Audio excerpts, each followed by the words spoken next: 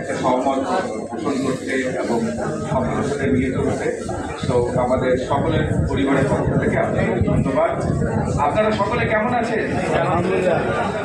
এখন আমরা দেখছি যে আকাশে বাতাসে একটা মুক্ত, একটা শান্তি, একটা প্রশান্তি আমরা তাই লক্ষ্য করছি। তো এই প্রশান্তি এবং এই শান্তি আসলে হয়েছে আপনাদের মতো অগণিত মানুষের মেহনত, দোয়া এবং সরাসরি অবদানের প্রেক্ষিতে।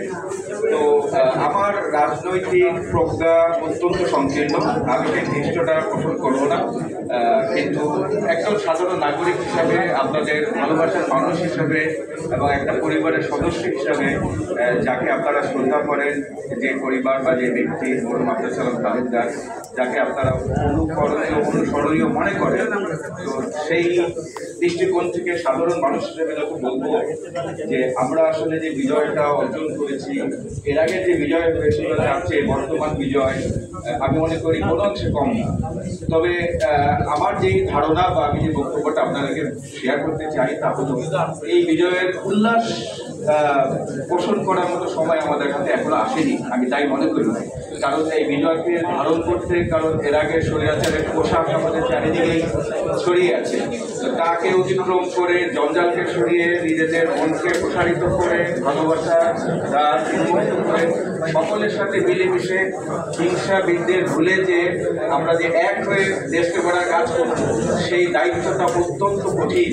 সেই দায়িত্বটা আমরা যদি কারোর উপর আশা করে বসে থাকে হবে না, আমাকে নিজে দায়িত্বটা নিতে হবে।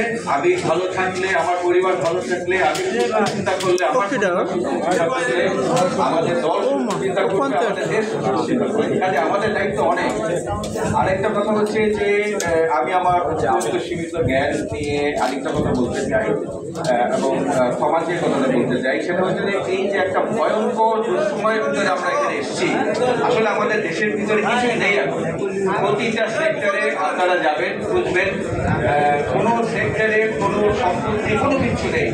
আমাদের দায়িত্বে বর্তমানে যারা আছেন তারা এই ভয়ঙ্কর অবস্থাটা বলতে পারছেন না, কারণ আমরা যদি ভয় না পাই এটা কিচ্ছু নেই।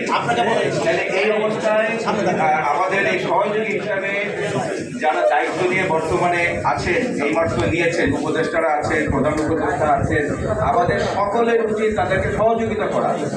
আমরা এই পর্যায়ে যদি আমাদের ছোট ভাইরা আছেন, মুরব্বীরা আছেন, আমরা এখন একটু ধৈর্য ধরবো। আমাদের পদ পদবি, আমাদের আকাঙ্ক্ষা এগুলো সবই হবে, একটা সময় হবে, কিন্তু দেশকে এগিয়ে নিয়ে যেতে যাওয়ার জন্যে আমাদের একটু সময় দরকার। আরেকটা বিষয় হলো এই পর্যায়ে যদি আমাদের সম্মানিত নেতাবৃন্দ আছেন, তাদের অধীনস্থ অসংখ্য নেতাকর্মী আছেন, ওই নেতাদের প্রতি যদি কর্মীরা এখন চাপ দেওয়ার সময় এখন না, আমরা এখন সেই উল্লাসটা করবো না। আমরা হাতে হাত মিলিয়ে ধরে ধৈর্য ধরে দেশকে এগিয়ে নিব। আমরা ভুল থেকে শিক্ষা নিব।